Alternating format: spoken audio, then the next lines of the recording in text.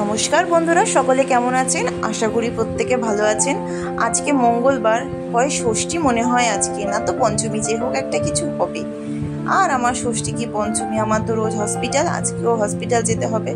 সকাল থেকে উঠে আজকে রান্না করিনি, তাই আপনাদের সাথে কোনো ভালো ভিডিও শেয়ার করতে পারলাম না। আজকে ইচ্ছা করছে না রান্না করতে, রোজ রোজই তো করি, আজকে আর ইচ্ছা করছে না। ভাবলাম বাড়ি ফিরে একটুখানি সিদ্ধ ভাত করে খেয়ে নেব। মাম্মামকে সকালবেলা উঠে খিচুড়ি করে একটু খিচুড়ি খাইয়ে দিয়েছি, ওর পেটটা ভরা রইল। মানে আমাদের জন্য একটুখানি স্যান্ডউইচ বানিয়ে নিই।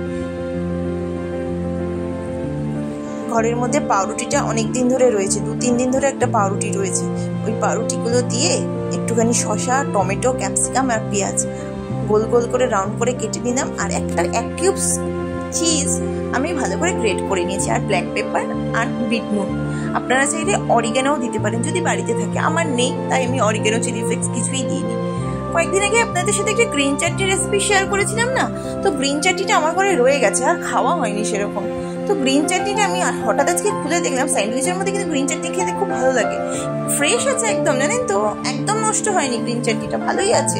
তো ওই গ্রিন চাটনিটাই আমি স্প্রেড করে দিলাম ব্রেডের ওপর, তারপরে সব সবজিগুলো এক এক করে ওর ওপরে দিয়ে একটুখানি চিজ, বিট নুন আর গোলমরিচটাও আমি ওর ওপরে দিয়ে দিলাম।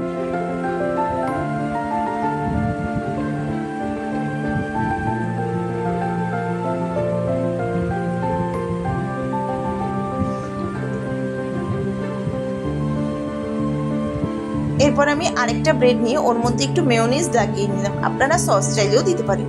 এর মধ্যে কিন্তু আলু বয়েলড করে ওটাকেও স্লাইস স্লাইস করে কেটে দেওয়া যায়, বেশ ভালো লাগে। এখানে রাস্তায় বিক্রি হয় না স্যান্ডউইচ, ওগুলোতে আমি দেখি এরকম পটেটো বয়েল করে ওগুলোকে স্লাইস করে কেটে স্যান্ডউইচের মাঝখানে দেয়, আবার বিটও দেয় এরা। আমার খুব একটা ভালো লাগে না, খুব তেনা তেনা হয়ে যায় ওগুলোতে। যাই হোক, আমি একটু বাটার মাখিয়ে 2 পিঠ ভালো করে ভেজে নিলাম। আমি ঢাকা দিয়ে রেখেছি ফ্রাই প্যানটা, কেননা তাহলে না ভিতরের চিজটা, সবজিগুলো বেশ সিদ্ধ হয়ে যায়। চলুন, আমার স্যান্ডউইচ রেডি।